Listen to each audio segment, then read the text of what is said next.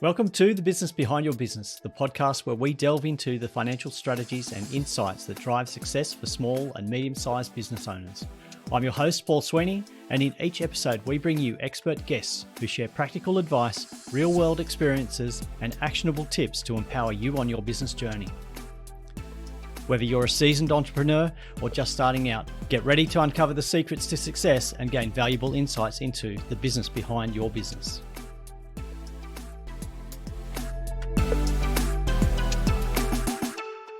So welcome back to the Business Behind Your Business podcast. And today we're going to dive into a crucial topic, a very topical, conversation around, for all business owners, around handling those red flags that happen in your business. And most of those red flags we've seen have come around employees, the employment issue, or just navigating all the things that as a business owner you need to be aware of when dealing with employees. Now, this could be quite an expansive topic, but to help us stay on focus, I've enlisted the help of our two experts here. So we've got James Frank from Frank Law, who's a corporate lawyer and corporate business advisor, and Raj Nathoo, who's a learning and development specialist who's spent a lot of time in this employee area. So guys, welcome back to the podcast. Thanks for having us. Yeah, it's good to hear. Good to see you guys again. And particularly interested in your insights because both of you are, I guess, brought in to fix problems that have occurred due to employee issues in business. But I'm also interested to hear the other end of the spectrum where we're actually looking at how we can prevent these problems from occurring in our businesses. Yeah, there's certainly big problems. I think the reality is that employees are sort of your biggest strength, but also your biggest weakness in the majority of kind of businesses, and it's particularly SME businesses as well. So I think there's the double-edged sword of if you get it wrong, it can be really wrong, but if you get it right, it can be really, really impactful and helpful to the organization and its clients. So yeah, it's kind of this spectrum of results, I guess, that can happen. Yeah, that's very true. And especially in a country like Australia at the moment, where there's so much of change happening at the employment level with people from different backgrounds, different demographics coming together. So problems can arise from any kind of situation and in different kind of environments. Yeah, the whole employment issue is one of the things that we get asked the most questions about here. Most of the questions from our listeners have been around how do we deal with these issues that come up in our business with employees, or what should I be aware of? So, very topical. A lot of change going on in the environment, but I'm curious, what are the I guess some of the more common red flags that we see in business? I guess. Well, there's a pretty big spectrum in terms of employment red flags, but like the I guess the high issue ones that we see are kind of non-conformity to their role and obligation, sort of going outside or just not doing it, which is those kind of big things. There's the whole cultural piece of kind of like, yeah, good employee, but within the rotten apple that rots the barrel sort of thing.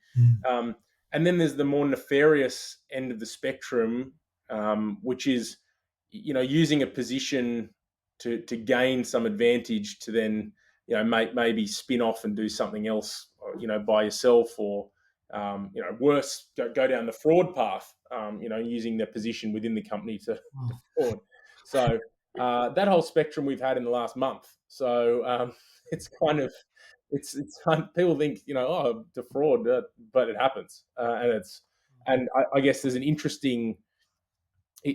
As SMEs have adopted technology and digital cards and sort of allowances, also the ability for the kind of control of funds, I think has been pushed out a little bit. So it used to be quite concentric in that you had one person who would get all the receipts in, and be really clear about it. But now if the bookkeeper's just clicking, reconcile, that's fine, and actually not checking the pattern, etc.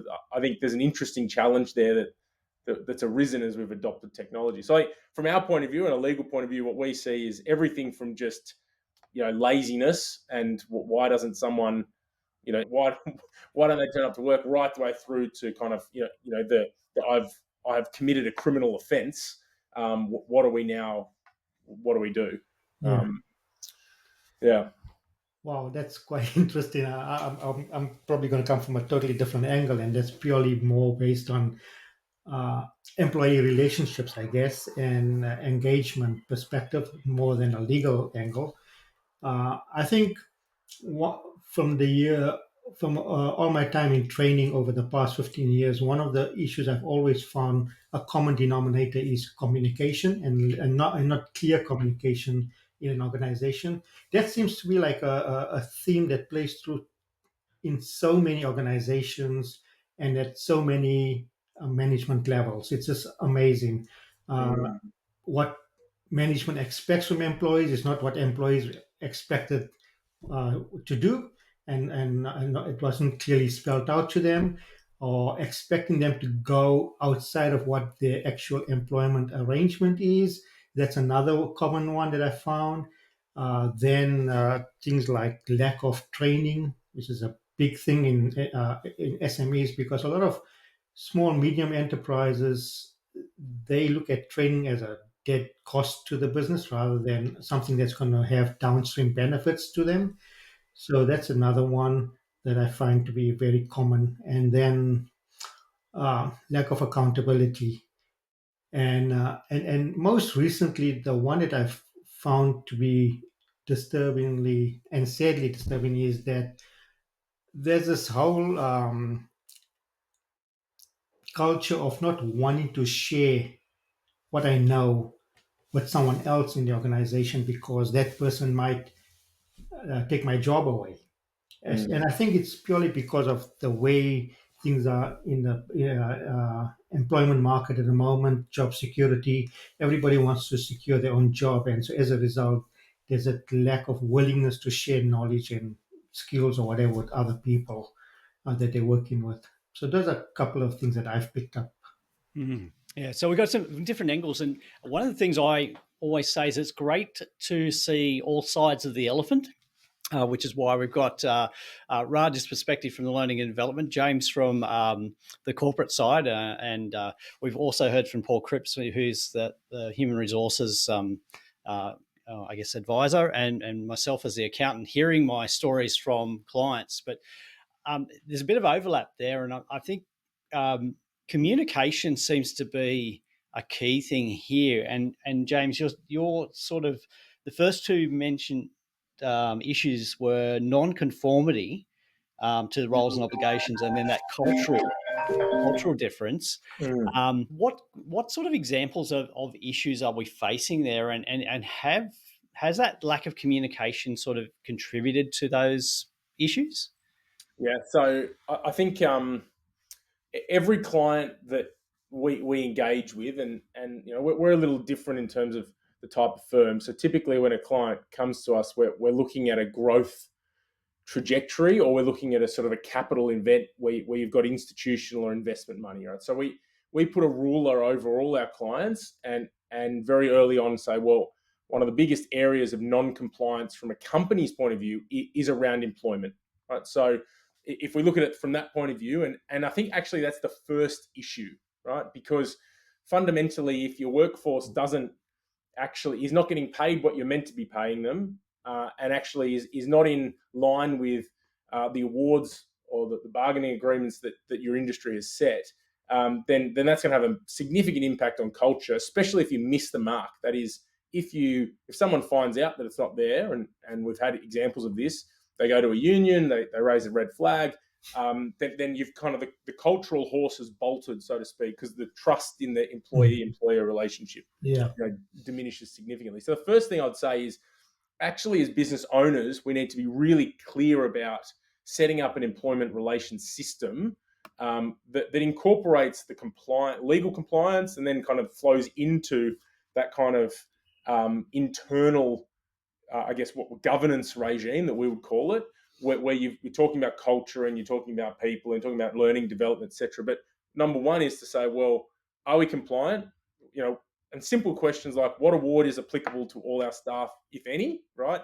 Lots of our clients never ask that question, or they apply the same award to everyone. And that is equally problematic because, there's different people and classifications. The second is then, are we paying them properly in accordance with the classifications within the awards? Are we paying them, in accordance with review processes? And have we actually built in a system of ensuring our compliance is up to date? That's step one. Step two is, do our documents reflect that? Do we have employment agreements that actually share or communicate with the employee the expectations that we as an organisation have on them, and they're agreeing to in terms of, in that bargaining instrument. And again, I think we forget fundamentally that the employment relationship is a contracted relationship. That is, irrespective whether you have a physical piece of paper, you are in a bound contract. So therefore, I, as the employee, am giving service to the employer. The employer for that service is giving me, a remuneration. There's a relationship there that needs to be respected on both sides. How do you do that? Well, if it was a BHP negotiating with Qantas, you put in place a very substantial contract. Same sort of thing. Put in place a contract that suits the SME and the type of employee, etc. And then off the back of that, then the policies, right? And lots of clients we have policies that are terribly outdated, that just actually don't reflect what the culture of the organisation is. And probably Raj can talk more about this, but kind of the policies are where the internal culture of the organisation and the learning, the development, the fulfilment of the individuals meet the compliance reality. All right, and so we'll get them up to that point and say, hey, you need to get this documented properly, and we need to put this in place. But putting in place just a piece of paper for a piece of paper's sake is horrible. So how does the company culture and learning and development and the process and the desire for our employees to be fulfilled impact that? And then we kind of hopefully have this equilibrium where we've got employees that know what they're employed to do and they're paid accordingly to that. They've got a buy-in as to how they do it, and so they're in that process. If you don't have that, to be honest, you have instances where you have employees that either don't do the job they've been asked to do, or that the employer thought they were going to do. And so you kind of have people not turning up, or doing the wrong job, or just not doing the job to the standard that they kind of require. And that's just miscommunication. And I guess I'm leaving out the outlier of just a delinquent employee, right? So like, if you are an employee that's just like delinquent and doesn't want to do it, well, then you can have everything in place. They just don't care. So you kind of leave them. I'm talking about those that are seen as delinquent, but not really, because they're just doing the job they thought they were meant to be doing, but it hasn't been adequately communicated. So from our point of view, it starts with communication has a document form. Fundamentally, though, that's got to be informed by the cultural learning development process. And it's a little bit of work backwards, work forwards, and you kind of settle into a system, and we call it an employment relations system, which has the compliance, has like the typical HR, people culture, has the learning and development all together, and that's able to provide, clarity for employees, so that ideally that they can't say I didn't know, but equally the employer can say, here's what we expect from you, and if that's not delivered consistently, well, then we've got some, I guess, room to move into the sort of next level of how do we manage those employees. I think if I look at that question, I'd like to maybe take a step back and ask. I would say, if I'm an employer, the first thing I would want to do is look at my business and say, what am I doing wrong, or what are we doing wrong, and what do we need to fix first? And one of the things I found very common with a lot of businesses that I went and did training with was lack of a proper induction and orientation program for anyone that's joined in a company. It's amazing that so many businesses, especially in the SME sector, the induction program is literally 1 hour, half an hour, or half a day, hardly more than that. And there's so much of research out there showing that companies that actually have a very good induction program actually hold on to good employees beyond the 6-month probation period. You'll find that companies that don't have a good induction program, employees find it difficult to assimilate and relate to that business. They don't understand the vision of this business and the vision of the founders of the business, and what are they trying to accomplish, and how Can I align my personal motivations and vision to what this business wants? Am I in the right place? Am I going to achieve my personal goals? And with younger generation employees, that seems to be more of an important factor today than what it was with older generation employees. Uh, it's all about what's in it for me today. That kind of attitude or approach, rather, more than attitude, the younger employees are having. So there's high incidence of staff turnover within a 6 month period simply because they could not relate to that business. Now, your induction program communicates this vision amazingly well if you have a good one. And within a quick period, that employee will know, okay, I think I want to be here because I can grow with this business and I can make a difference and I can advance my personal career in the process as well. Mm. Right. So that's what they want to know. What are the clear expectations from the business owners and how do they relate to what I'm expecting from myself? So that I think is an important aspect as far as communication goes. But just before we even get to induction, uh, the actual recruitment process again is another important thing. If you're looking just for uh, paying the baseline or lowest pay that possible, and you can just recruit anybody out of the street, then you're going to be making a big mistake because those are the kind of employees that will not last long and they tend to leave very quickly. And if you guys are familiar with Maslow's hierarchy of needs pyramid, you'll find that employees that are still trying to fulfill their physiological and security needs, which is literally at the bottom of the pyramid, they tend to change jobs very, very quickly and more often than those that are more self-fulfilled and looking for fulfilling their self-esteem needs or other higher order needs. So you want to be employing people that are looking for towards fulfilling those higher order needs because they are the ones that are looking to grow as an individual in terms of their personal growth and in terms of their knowledge, and because they're going to help you grow in your business as well. So those are some of the things I would firstly look at. If that sort of gels with or answers some of your questions there, Paul. Yeah, I think just bringing those two angles together, we've got the I guess the compliance side. James is talking about with your contracts and your awards and your policies.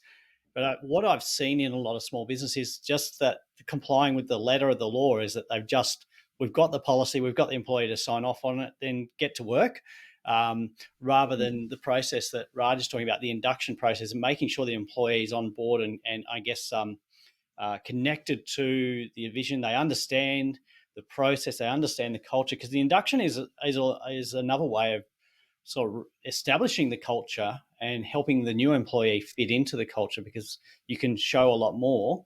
More than just saying, well, here's the kitchen, here's the toilet, don't spend too much time there, those sorts of things. But there's an opportunity there. And I think going back to the Elmo report, which came out, I can't remember, a couple of months ago, it was saying that 23% of employees are resigning before the end of their probation period. So if we don't get that communication up front, if they don't have a good induction period, we're going to lose them very quickly. Mm. But on the other aspect of that is we're going to have, if we don't do that well, we're going to have employees who stay who are either not engaged or not aligned with the overall vision of the business. Yeah, I think that having the employee stay that's not aligned is where we start getting into some of these other red flag areas. Yeah. And it's probably more dangerous too, because they're harming your business because they're sticking around just for the paycheck and not really contributing to the business. And I think that comes from the Gallup poll as well, done a few times over the last few years, on the level of disengagement within the workforce. Mm. And so I think that disengagement comes in as well, is that's got potential to harm your business, or because if they're not engaged and they're not looking after your business, they're not connected, then they're less likely to, I guess, stand up for a behaviour that's not compliant, that's not correct. And we talked about, the the overrunning on the expense accounts, and just that chipping away at the boundaries of what's ethical behavior and what's allowed. Yeah. When nobody's watching, it's a lot easier to go ahead. But also, if you're not invested in the overall business, Yeah. and looking at family businesses, small, medium businesses, a lot of them are family owned, so there's a very personal connection there. Yeah. There's a lot of danger that can be done by having an employee who's not engaged. Oh, yeah. Yeah, absolutely. So, okay, so we've got our employees on board, and having I guess a good induction process, making sure that we've got the right awards. I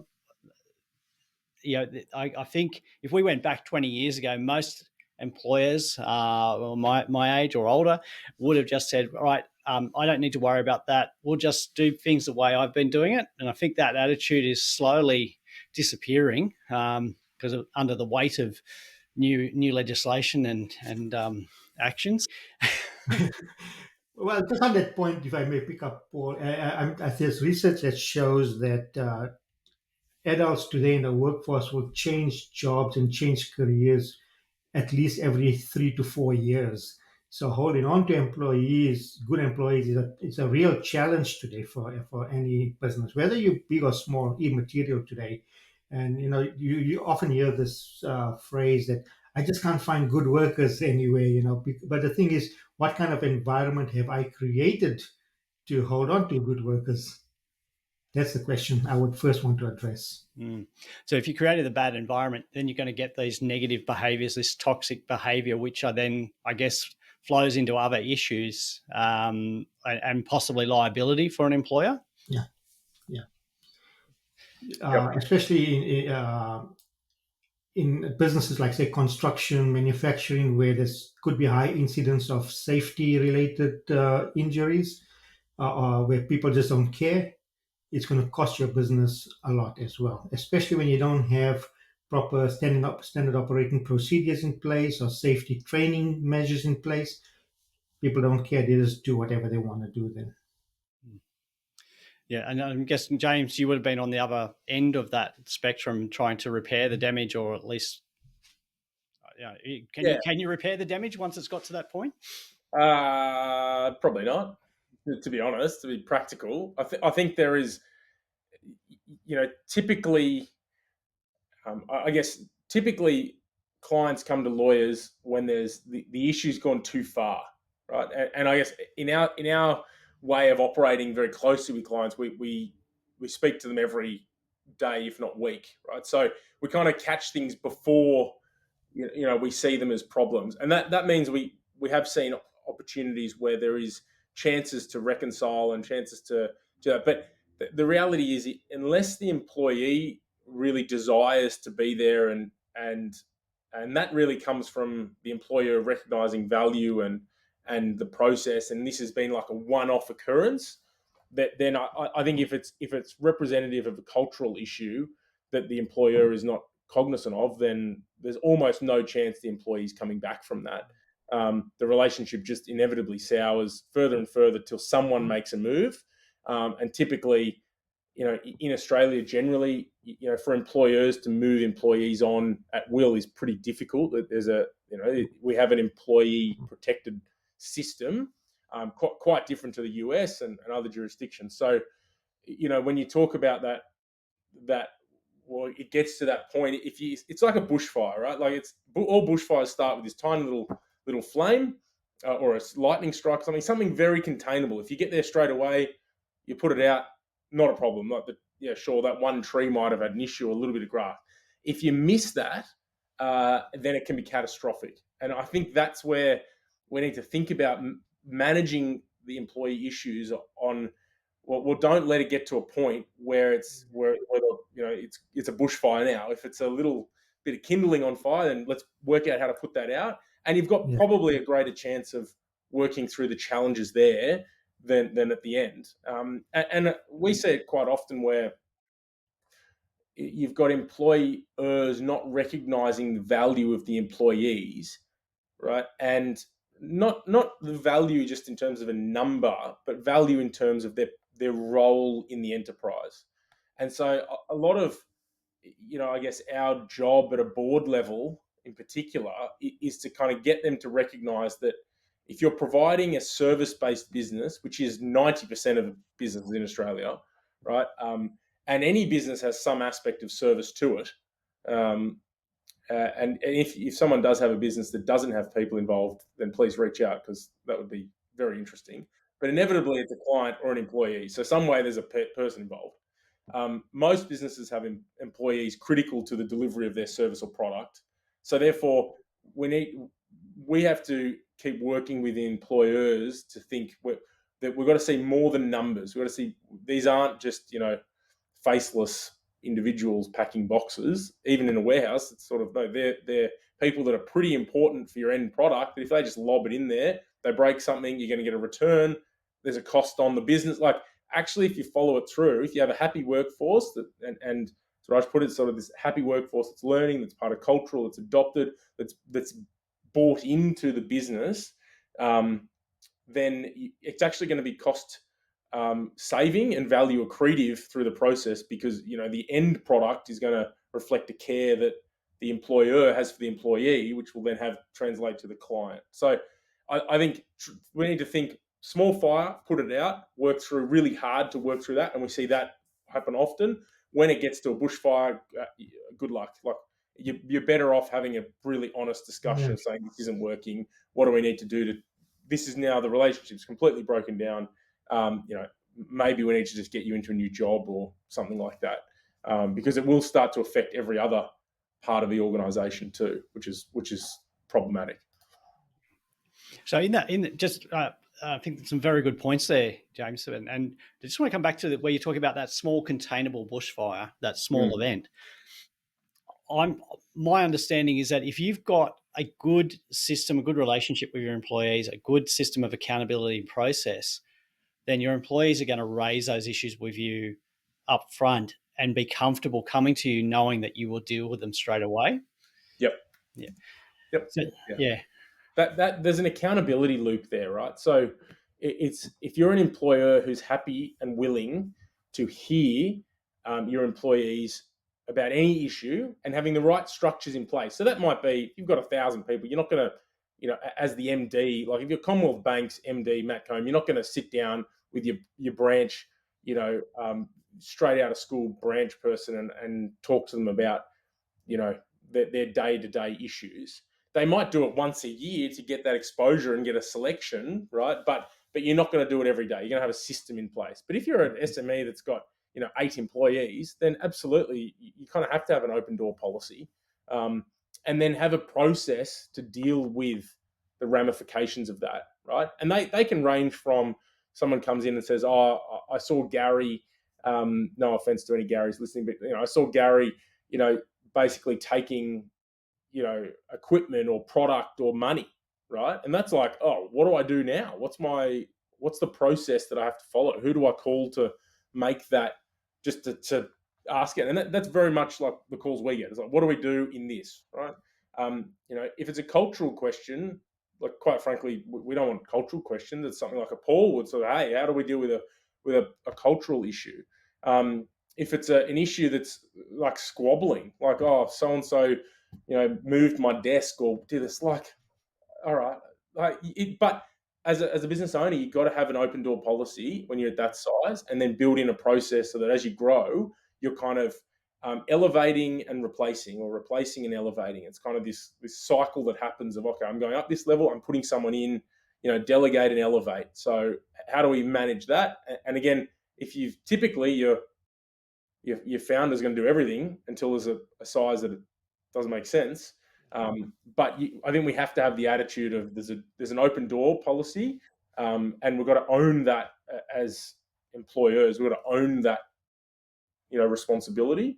And when we've failed someone, then we need to acknowledge it. But also, when they're just raising things because it's a bit of drama, well, actually, we need the ability to step back and say, no, we've done a review process, we followed this, and actually, we don't agree with you in that instance. That's the other thing is, if you've got a workplace full of prima donnas, you've got a big problem. So you don't know who's who in an interview. You get an hour or 2 hours max, and maybe there's a cultural process Raj, maybe from your point of view, how do you think about it from a L&D point of view to bring people into the culture quickly? Yeah. But then also, I guess there's a part of that, which is if they don't get into the culture quickly, if they don't get into the systems, how do you navigate the exiting of Yeah. that, or at least identification of the employees that are struggling? Yeah, there's a couple of things there, and there's quite a few good points you picked up there, James. But one of the things is I would say SMEs don't have proper record keeping. I would start with that. No. And because some like the examples you gave of they move my desk and I have an argument with my colleague or whatever, and if this is something that's happening often, then we just tend to they'll sort it out themselves, or we just ignore whatever it is and sweep it under the carpet. Whereas if you actually start documenting incidences and having proper record keeping, and everyone is kept accountable, and so you raised an important topic of accountability there, James. Another thing is I've found with SMEs that they don't have regular performance reviews with Mm, employees, and that's an important thing that employees expect, because today uh, SMEs have access to technology that before was just the domain of big enterprise, and everyone can have simple things like Microsoft 365. It's not expensive, and you can implement it, and you can have proper record keeping in place. You don't have to invest millions of dollars or even tens of thousands of dollars yeah. anymore today in technology. It's all quite affordable. So you can then implement a proper system of accountability, performance reviews.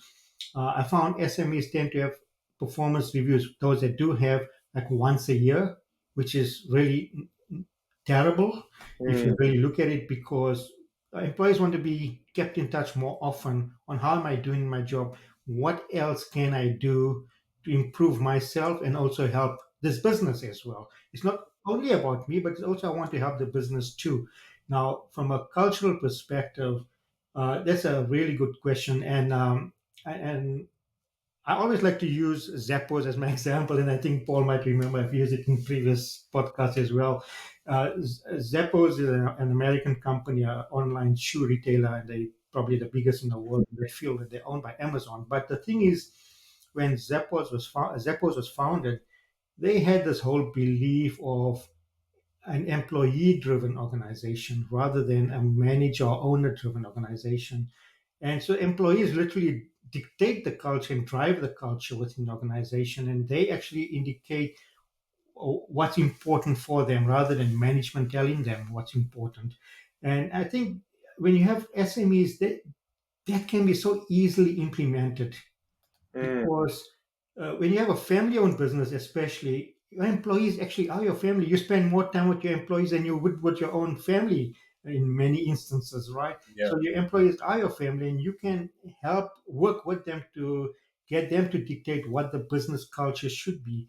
Because once they have bought into that feeling that this is not his business but my business as well, then they're going to do everything that they possibly can to promote your business. And that's what you literally want as a business owner. You want them, every employee, to feel like they are part of this business, and they actually own the business in a sense. So that's what I would sort of talk about from a culture perspective. Mm. Yeah, interesting. Very interesting. I think the record keeping is like, yeah. seen some, we've seen some absolute dogs of businesses with great businesses, terrible record keeping in terms of employees. Just, and you're like, uh, what? Like, okay, how do you operate? How do you do payroll? It's like, oh, we just adopt what they had last year. It's like, okay, all right, let's sort of get that. And the challenge is, right. So when you, as a business owner, as a director, let's just talk directors here, you now are personally exposed for underpayments and, all the environmental issues and the workplace safety issues. Like the personal liability of the director has, used to be the case. You set up a company to protect yourself. Now legislation is just like, forget about the company. The veil of the company's been lifted. We'll just go around and attack you personally. So directors need to take it seriously, because if there is an employment claim, and it's of substance, then personally that can become a real problem for a director. And worst case, if it goes into liquidation or something like that, then suddenly the director's really on the hook for a whole bunch of things, and there's criminal processes, and it's really stepping up this whole wage theft, underpayment, and that's really this balancing act between how do we protect employees, how do we make business okay to do, and I think quite frankly at the moment it's making it harder for business to do business, but the reality is that's the environment we're in. That's the rules of the game. So we've got to play the game according to the rules. And if your business model doesn't work that way, then quite frankly, you probably need to speak to Paul and get a better cash flow and work out how the business model can adjust. It might be a Yeah. margin issue or something like that. But fundamentally, if the game doesn't work, then we either need to choose not to play it or understand that there's significant personal risk Yeah. exposure in terms of those sort of things. Another thing I also saw was a business where there was no respect for privacy and confidentiality of people's records. So literally, you would find employee payslips this line printed on a desk there, and anyone that walked past would see what someone's payslip looked like, and that's really Yeah. bad because I suppose that's sort of very sensitive information to any individual employee to Yep. to protect what they're earning or to keep that confidential. And so that was something that I saw in one of the clients that I worked with as well. Yeah, that's a very good point. I don't think confidentiality is considered that much at all, right? I think you're absolutely bang on, Raj. Yeah, interesting. Yeah. I'm aware that there are plenty of red flags, and I feel like we've just touched the surface, but in terms of going through the many red flags that exist, but there are some key things that we've discussed. And if I'm just trying to sum these up, and James and Raj, if I've missed something, jump in here, please. I think some of the key points are that there's a lot of legislation, requirement, and obligation. Ignorance is not an excuse. Would be one thing. Prevention, all of these issues are largely preventable. You can't prevent somebody having a clash of, I guess, behaviour in the office, but the ongoing effects could be preventable, particularly if you've got well documented policies, processes that are enforced and recognised. Communication is vital in all aspects. Right from that pre-hiring through to induction to day-to-day and reinforcing that. Trust is essential. Your employees need to trust you and you need to trust them. And if there's no trust, then we've got a large potential for a breakdown in many areas. And I think if you've got those systems in place, we're going to avoid that nefarious character creeping into the business, or at least being able to get away with things without being observed. So I think they're probably the key things. I think there's some common traits in a lot of these red flags, but it all comes back to, as the employer, as the business owner, we are ultimately responsible for the culture we create. And particularly around our employees. And James, you mentioned looking at your employees as an asset, which is something I've always been a big fan of, because the employees can really make or break a business. And if you've got great employees, you encourage them, you foster them, then your business is going to grow and prosper as a result. Yeah, absolutely. And like I said, if you know a business that has 0 employees and 0 people as customers, let me know, because that would be ideal, right? Like, there's no headaches in that. So I'm yet to find one. It's the mythical, maybe it's the Moby Dick, the white whale that I'm chasing. So, but yeah, I think absolutely right, Paul. It is, if we think about, as business owners, if we think about our employees as assets, just like you have, and this hold the analogy with me. If you think about it as assets, if I'm a trucking company, my asset is a prime mover. I make sure that it's got good fuel. I make sure that it's got a maintenance schedule. I make sure that it's running well. And I listen to it and make sure that if it's not sounding great, I put it in the mechanics and the mechanics sort it out, and you invest in it to keep it going for the long term. And if you can get 1,000,000 Ks out of it, great. All that sort of thing. Interestingly, if we replace prime mover with person there and we say employee, are we investing in them? Are we checking in with them when they're not sounding so good? Are we making sure they're okay? Do we have a process? Do we have a maintenance schedule? The answer probably for 90% of SMEs will be no, we don't. And I think to Raj's point, that setting up that process would probably save thousands of dollars of compliance issues, having to remediate issues as opposed to, proactively getting on the front foot and treating them like an asset. Because they're much more valuable than a prime mover. So if we treat them that way. Yeah, absolutely. So Raj, did you have anything you wanted to add to that?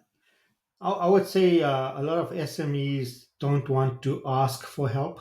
They don't want to go to professionals and say, sit down with me and help me plan my business and processes and policies and things that I need to have in place to make sure I'm firstly compliant. I need, as a business owner, I want to know what is within my sphere of control that I need to have in place and that I can manage. I can't control people's behavior. I can't control the attitude, but what I can do is maybe implement better hiring practices so that I can, as close as possible, hire the kind of people that I can relate to and will relate to my business.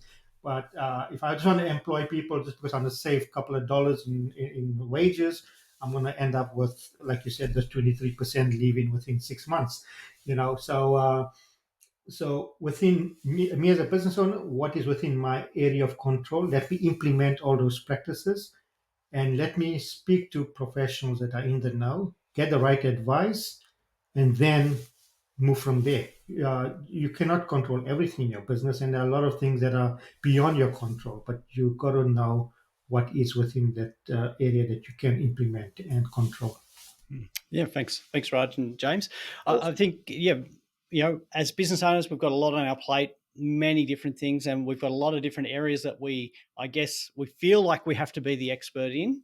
But the problem with trying to be the expert in all of those areas is we're going to drop one or two balls, juggling many different balls as the business owner. Focus on what you're good at and get help from the right areas. So get help from your corporate lawyer, making sure you've got all your contracts, your processes in place. Make sure that you actually get help in actually trying to create that best employee culture that you can. Get help in making sure you've got good cash flow systems. So come and talk to me about that. But I think the key is as a small, medium business owner, you've got a lot resting on your shoulders, but you don't have to take it all on yourself. Get help from the right professional. And don't view that as a cost. Again, view that as an asset because it's actually investing in your business and going to create a better culture, better business, and better lifestyle for you as the owner. So James, Raj, thank you once again for your time and your expert opinions and comments. Really, really helpful. Helpful to actually just, I think, when we hear red flags, we often think reaction and fight, but you've given us some very practical ways to actually say, well, hang on, we can avoid these red flags. We can actually turn that, that issue into an opportunity for our businesses, how we can improve and grow and prosper. So thank you again. Prevention is better than the cure. Absolutely. Thanks, Paul. Thanks, Raj. Thanks, James. Thanks, Paul. That's a wrap for this episode of The Business Behind Your Business. We hope you found today's discussion insightful and valuable for your business journey. Before we go, don't forget to subscribe to our podcast on your favorite platform. Share it with fellow business owners who could benefit and send in your burning questions because we love hearing from you. Missed any of our previous episodes or looking for additional resources to help grow your business? Head over to our website at thebusinessbehindyourbusiness.com. There you'll find our full archive of past episodes along with show notes, transcripts, and links to valuable resources mentioned in each episode. Your journey to business success continues at thebusinessbehindyourbusiness.com. Until next time, stay inspired, stay informed, and keep building the business of your dreams.